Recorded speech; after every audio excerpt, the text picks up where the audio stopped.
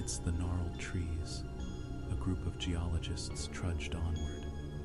They moved slowly, navigating around waterlogged ravines and slippery tree roots. The path had long since vanished, replaced by a layer of last year's decaying leaves that sank under their weary feet.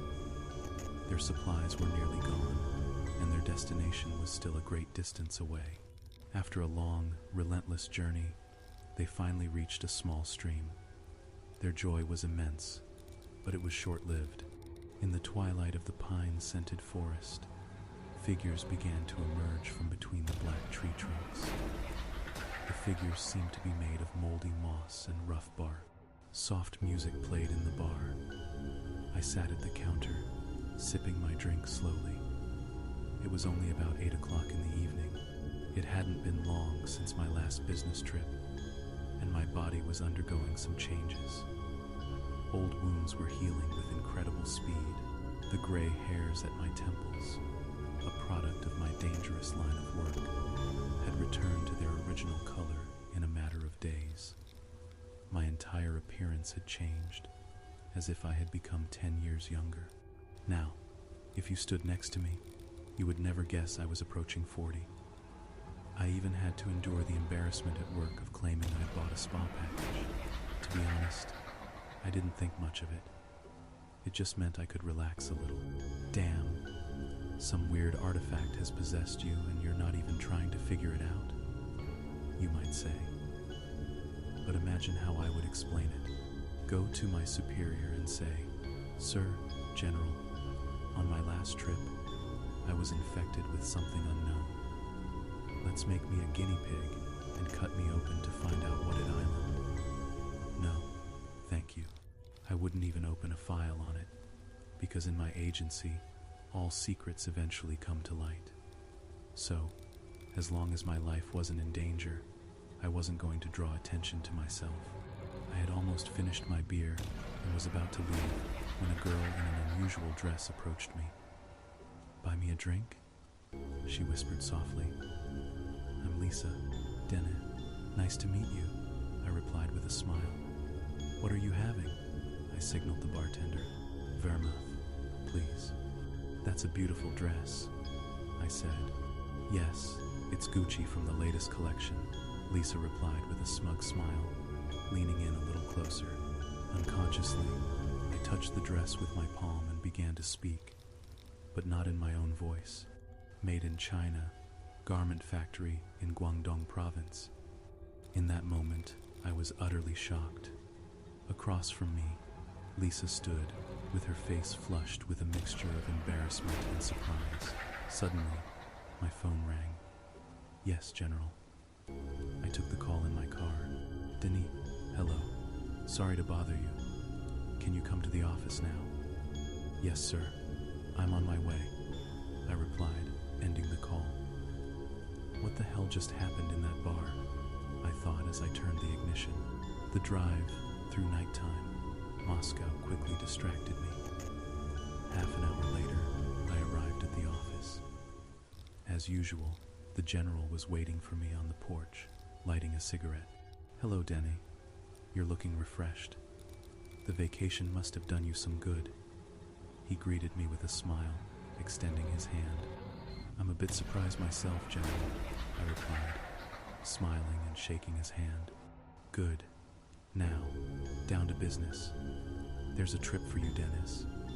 "What kind of trip, Pyotr Sergeyevich? I haven't even finished my leave," I said, a note of dissatisfaction in my voice. "Let's not call it a business trip, but a ticket to a resort. You'll go on vacation, enjoy the fresh air," he concluded with a smile. "But seriously, he continued, a group of geologists has gone missing in the Krasnoyarsk region. They were supposed to meet a local guide at Manskaya Petlia, but they never showed up. Not on the first day, not on the second." Pyotr Sergeyevich finished his sentence and tossed his cigarette butt. "Come on, let's look at the photos." A few moments later, we were in his office, looking at pictures of a decidedly inhospitable location. Mountains and hills covered in forest and rivers. Beautiful, yes, but dangerous. I knew you'd like it, my boss said. All right, get your paperwork done tomorrow and head out. I went home with only one thought. Why now? A sudden trip to the middle of nowhere that was clearly not as idyllic as my boss made it out to be. Plus, the incident with the dress kept replaying in my mind. It couldn't have been just a silly coincidence. As I neared my house, a brilliant idea struck me, one that needed immediate testing. I parked the car and walked toward the entrance. The weather was perfect. A cool summer breeze felt like heaven after a hot, sticky day. I sat on a bench near the entrance, lit a cigarette, and exhaled. From my pocket, I took out my phone, turning it over in my hands, feeling its weight, and started to think about its origins. And it happened again. A voice sounded in my head, as clear as if I were wearing earphones. Smartphone from the private company Rosna 311. Soule display. Titanium Pro anti-stress coating in a solid metal body with a Saturn 1.2 internal transmitter. What else do you want to know, Denise? What are you? I asked calmly. To put it in terms you can understand, I am an entity capable of symbiosis with any life form on your planet. Who created you? I asked, completely astonished by what was happening. Do you really want to know? The voice replied. Not really, I answered honestly. Truthfully, I was afraid to know the answer. I remembered this thing wasn't from our planet. We will have plenty of time to talk. Right now, you need to rest. Then, what should I call you? I asked. Call me Dion. Damn, just my luck, I thought, with a wry smile. My conversational partner, however, did not respond again. I tried calling out to it in my mind, just to be sure. Silence. At home, I stretched out on the sofa and opened my laptop to look up information about my destination. The place was indeed beautiful. My boss hadn't lied about that, but I doubted there would be any pleasant vacationing there. Oh well, I'd think about it tomorrow. I woke up early, showered, had some coffee, and did a workout. That was another strange thing, by the way. I hadn't exercised since my cadet days, but since that last trip, it was as if something had changed. Every morning I could do 50 push-ups in one go. Miraculously, my muscles didn't ache, as if I'd been doing it for years. Long story short, it was already 9 in the morning. I grabbed my bag and hurried to the office, picked up my tickets, and went straight to the airport. The flight to Krasnoyarsk took 4.5 hours, followed by a 40-minute taxi ride to the village of Lukino. From there, I had to figure out what had really happened. I arrived in the evening and decided to eat at a nearby cafe. While sipping coffee, I opened a map. The hotel room was already booked. Hotel Ogni Elisea, even a 4-star. Time to check in. I called a taxi and thought that I should probably rent a car. The taxi driver, a slightly overweight man, turned out to be friendly. We struck up a conversation. Where are you from? He asked with a smile. My name's Andre, by the way. Nice to meet you. I'm Dennis, I replied, shaking his hand. From Moscow. Here on business. It's beautiful here. You can have a nature holiday at the same time, I said. Yeah, the places here are amazing. Lots of game and fish. But lately, a lot of people have been disappearing around here, Andre said grimly. Disappearing how? Just like that. 3 guys went mushroom picking, none came back. Police, rescue teams, volunteers, everyone searched, but nothing. A friend of mine disappeared like that too, Vanka. He was also a taxi driver. The man looked downcast, then lit a cigarette. After a moment of silence, he continued. They found him in a state, better if they hadn't found him at all. Skinned, just meat left. His mother died of a heart attack the day they brought what was left of him home. Vanka was buried in a closed casket. That's the story. Now, they say some geologists are missing. News spreads fast among us drivers. I don't know what they were looking for here, but they never made it to their destination. The guide supposedly waited for them all day. Finally, he got fed up and called the police. And were they found? I asked. Haha, they're still looking. The case is probably already filed away. Well, here's your hotel. So, if you're planning a nature getaway, be careful, he said. Thanks. I handed him 2,000 rubles. Keep the change. Wow, you're very generous. The driver smiled and gave me his business card. Here, my nephew made it. Just call if you need a ride. Thanks. It'll definitely come in handy, I said, waving as I walked toward the hotel entrance. The hotel room was excellent, with a view of the water. After a hot shower, as usual, I sat down at my laptop. What's your plan with this information? I heard the voice in my head again, making me jump slightly. Geez, at least give a warning, I grumbled. Should I play some music before I appear? The question remains the same, the voice said with a sly tone. I'll ask the guide and talk to the police. What do you suggest? What exactly is this strange creature out there? The guide and the police won't give you any new information, it replied. Great idea, I answered with a smirk, thinking to myself. What if there really is something supernatural out there? It's not what if, the voice said. Their island. People don't just disappear unless they want to. Are you scared? Of course. Facing criminals is one thing, but fighting a mystical creature in the middle of a gloomy wilderness is another. If you die out there, no one will ever find you, I said with a smile. I've already downloaded all the geolocation data to your phone. You can definitely do this. You should rent a car here. Suddenly, a car rental website opened on my laptop screen. Just use it. No need to thank me, the voice said haughtily, and then vanished, leaving me in a state of confusion and shock. Sure, advanced technology wasn't strange these days, but not like this. My ordinary world felt like it was collapsing, making me realize that life would never be the same, and I still didn't know what to do. With that thought, I went to bed. I woke up at 8 in the morning, got ready, and by 9 I was down in the hotel cafe for coffee and a few sandwiches. The advantage of being an independent field agent is that no one demands hourly report. The completion of a task depends on your creativity and ability. In short, complete freedom. Dion was right. Asking the police or the guide would be useless. I wouldn't get any new information. So, there was only one way. Go to that godforsaken place to find something I didn't know. Although, my goal was actually clear.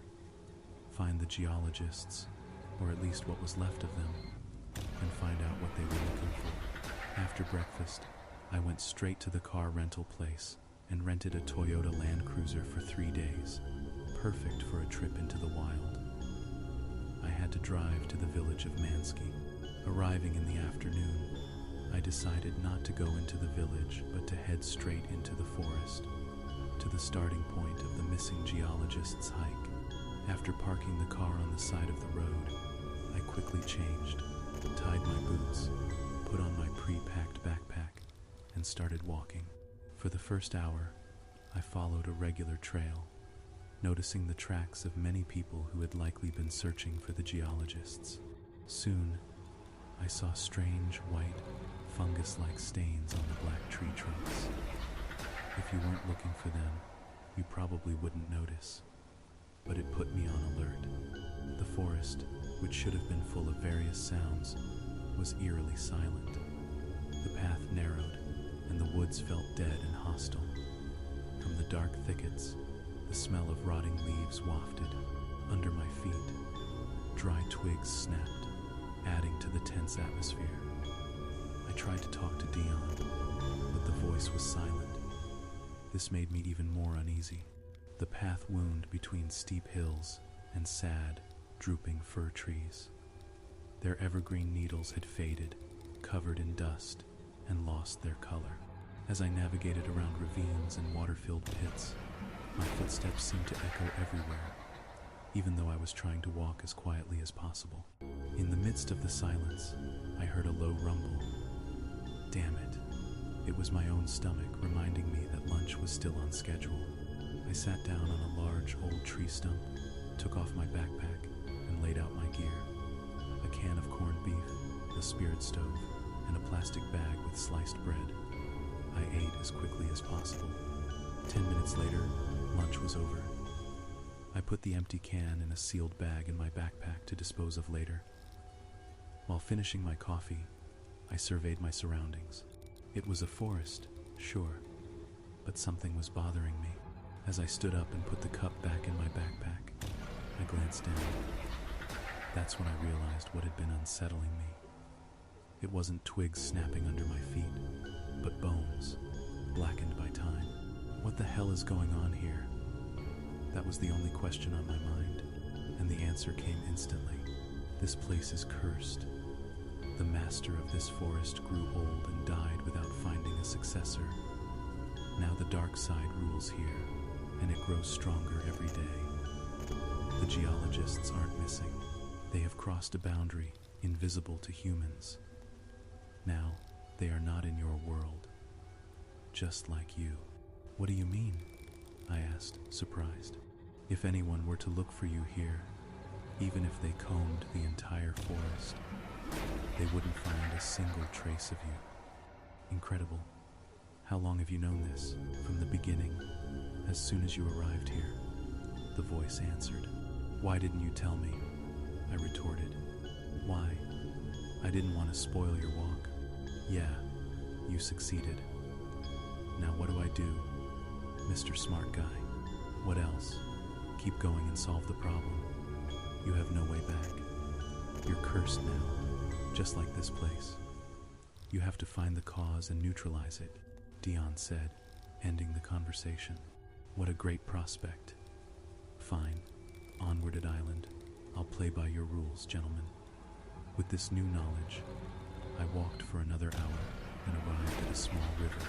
On its bank, I found the remains of a campfire and several sets of footprints, likely belonging to the geologists. There were 4 pairs of tracks. The fire looked no more than 4 days old. There were also a few broken blades of grass. I found nothing else, but it was enough. I approached the water. The smell of rotten eggs hit my nose. I looked up and froze. On the other side of the river, the trees were decorated with wolf heads. I immediately wanted to get out of there, but I had to inspect the area more closely. Soon, luck was on my side. Under a tree, a little way from the campfire, I found a military belt hidden in the grass. Inside were some maps and an old logbook. From its condition, I guess this logbook didn't belong to our geologists. Finding nothing else of interest, I decided to follow the tracks that deviated from my expected route, leading up the mountain. The tracks disappeared among the crooked trees. This forest felt sick and alien. After an hour of walking, the footprints turned into strange gouges in the ground, as if someone had been dragging the body. But where and why? I saw no signs of a struggle. Strange. The deeper I went, the more I realized the forest had completely changed. Giant fir trees were replaced by dark, twisted trees bent at impossible angles, as if they were performing a serpentine dance. When I looked up, I realized it was getting dark. I needed to find a place to rest soon. Wandering around a place like this at night was not a good idea. The air turned frigid.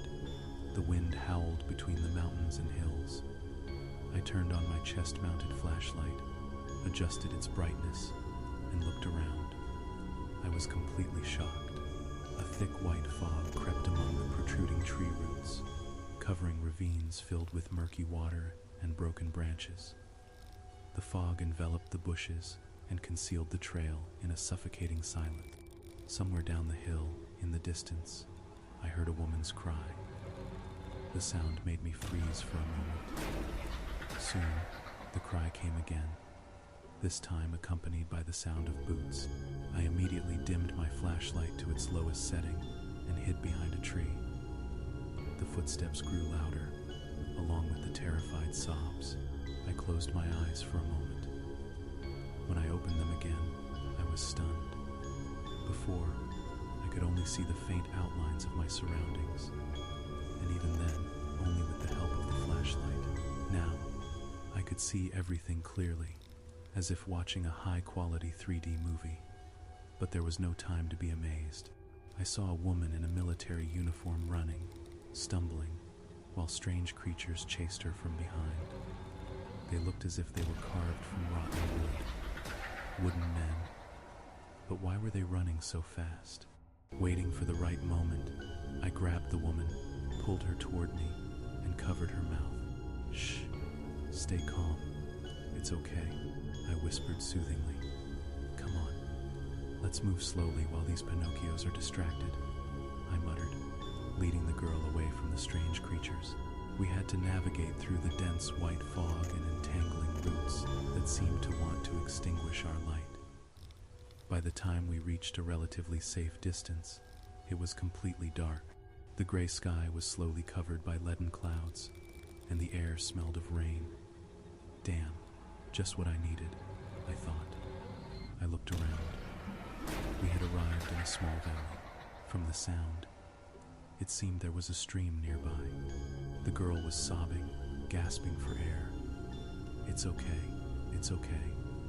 You're safe now, I said, holding her shoulders. I'll help you. What happened? How many of you were there? What's your name? Nastya. There were 4 of us. A small expedition from the Geology Institute. We were supposed to reach Manskaya Petlia, but we got lost. When it got dark, we decided to make camp. The girl started crying again. Oh God, they killed everyone. They came out of nowhere. We didn't realize until it was too late. I had gone to them to relieve myself. Maybe that's what saved me. When I heard my friends scream, I ran towards them. God, I couldn't help them. I don't know how long I've been running, but I feel like they've been chasing me, but not attacking, as if they were toying with me. It's all right. Here, drink this. Calm down. It's clean water. I brought it from Moscow, I said, handing her my canteen. I basically knew everything important now. We were trapped in some kind of spatial anomaly, like being backstage of the world. Simply put, this was the dark side of an ancient, bloody battlefield. How to get out? Obviously, by defeating the boss here. Whether that would help or not, we'd cross that bridge when we came to it. Lost in thought, I had almost forgotten about Nastya, who was drinking in big gulps. After a few sips, she spit it out and gasped again. What's wrong? I asked. I took the bottle and smelled it. Alcohol. Oh, looks like I grabbed the wrong one. I took a second bottle from my hip and took a small sip. There. This is water. Take it. Smiling, I handed her the other bottle. She looked at me suspiciously but took it. So what were you guys really looking for here? Kolchak's treasure is in the opposite direction, I asked, glancing at the time. Capping the bottle, Nastya replied. According to one legend, there was an ancient tribal settlement here. They would take the hearts of their enemies and seal them inside wooden idols with their blood. The legend says these idols, called poikupi, or wooden men, would protect the tribe from disease and bad hunts. The girl seemed to be calming down. The alcohol was doing its job. Well, the tribesmen are long gone, but their guardians seem to still be around and causing trouble in their territory, I concluded, adjusting my backpack. It seems so, Nastya replied quietly. All right, we have to keep moving. Behind us was only the mysterious white fog, where the crooked black tree trunks were faintly visible. And then, something happened that made my heart nearly stop. Nastya slipped. Her shoelace had broken at the worst possible moment. At the last second, I managed to grab her wrist and pull her up. Strangely, I had no trouble pulling her out of the mud, but with her soaking wet, we couldn't go far. We had to find a quiet place to build a fire and dry her clothes. Nastya was soaked and covered in mud. "We have to do something," I said, grabbing a sturdy branch. "Here, take this. You know what to do." "Yeah, of course," she replied. She started walking more carefully, probing the ground ahead with the stick. I myself was puzzled. In a mountainous area like this, there shouldn't be a swamp. Slowly, it began to get light, but the fog didn't thin at all. The gray sky pressed down on the hilltops. We arrived at a clearing surrounded by beautiful pine trees and withered yellow grass. We decided to rest. Nastya needed to wring out her clothes and dry them a bit. I quickly started a fire. "Now we eat, rest a bit, then move on. A full stomach will help you dry off faster," I said with a smile. Nastya took off her clothes. As she sat by the fire, it was clear the recent incident had nearly broken her. "It's going to be okay. Here, take this," I said, handing her a can of corned beef and a spoon. "Denny, how did you get here?" she asked. "My boss sent me to find you guys. I came and only found you. Then I got stuck here, just like you." "Stuck how?"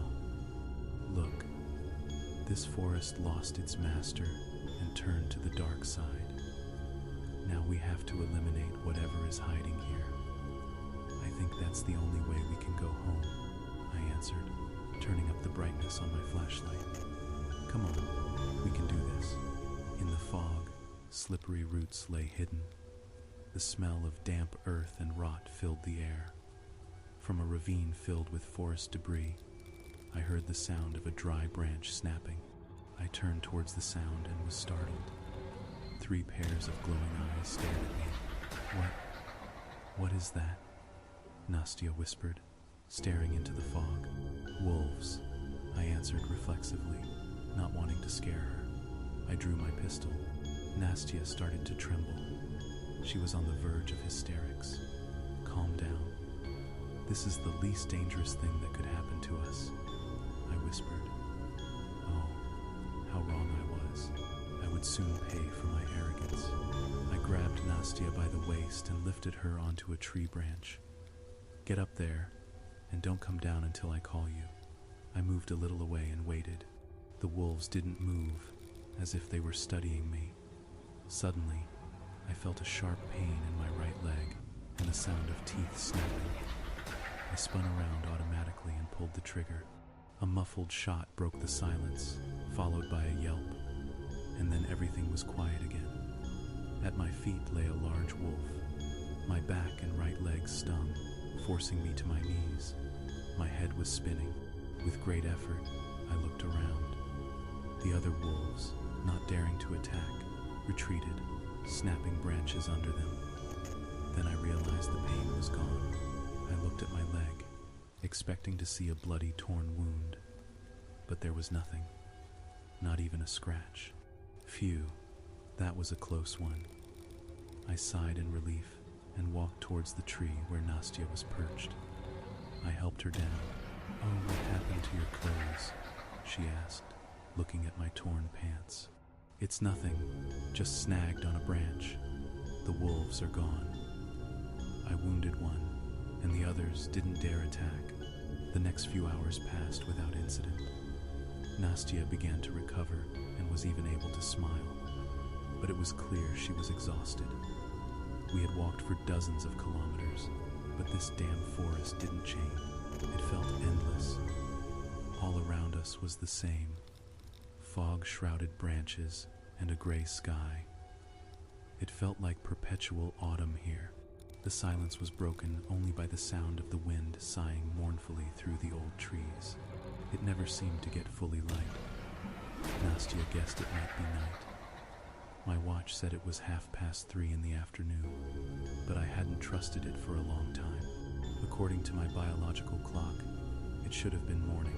I helped her up, and we started walking. Almost immediately, we found a wide, sandy path. The air was very warm, even hot. When we heard the sound of seagulls, we ran towards a gap in the trees. Before us lay a stunning view of the sea and sand. Nastya covered her mouth in amazement. "How is this possible? How did we get here?" I said, completely stunned. "The important thing is we made it out," Nastya replied, smiling and patting my shoulder. "You're right." I put my arm around her, and we walked back to the path. Soon, we heard the sound of a passing car. When we reached the highway, I was even more surprised. The first road sign read, Zelenogradsk, and next to it, Kaliningrad, 28 kilometers. Once on the Kaliningrad-Moscow plain, I was finally able to read the notes I had found in the forest. Unfortunately, the journal was not intact. Only one page remained. I'll read it now, and you can judge for yourselves. The 5th of April, 1950. There are 6 of us, an international archaeological team, the first joint expedition of the year. We are heading to an ancient cult site. Arrived at the location quickly. The 6th of April, 1950, 11:20 a.m. I can't believe my eyes. We have just discovered what may be the most magnificent artifact in history. They are real, the wooden men. There are exactly 12 of them, just as the ancient legends told. Below this, there seems to be a description of the legend, but it is illegible. The 7th of April, 1950, 6:47 a.m. Something has gone wrong. During the excavation, one of the statues was damaged. Either I'm going crazy, or the environment around us is actually changing. Dead birds are starting to fall from the trees. The animals are fleeing this forest. The 8th of April, 1950, 4 a.m. It seems they are everywhere. The entry ends there. An ancient evil had awakened and cursed the place in eternal darkness. Upon arriving in Moscow, I went straight to the office. Nastya was picked up by her parents. She would come in tomorrow to give her report. The next morning, a service car was already waiting for me and took me to work. My boss, as usual, was waiting at the entrance, smoking. "Good morning, General. Mission accomplished. The enemy has been defeated. The country can sleep soundly," I reported with a hint of irony. "Excellent, Dennis. I knew I could count on you." "So, what happened out there?" the man said with a smile, offering me a cigarette. "Thank you, Pyotr Sergeyevich," I said, taking one. "The geologists found an ancient pagan ritual site. While retrieving one of the guardians, the workers damaged one of the artifacts. After that, the entire group was annihilated by those guardians. I suspect the archaeologists tried to burn the site, but that only made things worse. Since then, the place began to fall into a spatial anomaly, causing people to disappear." "And how did you manage to resolve the situation?" Pyotr Sergeyevich looked at me intently. "That's my personal secret," I replied with a smile. "Actually, it was simple.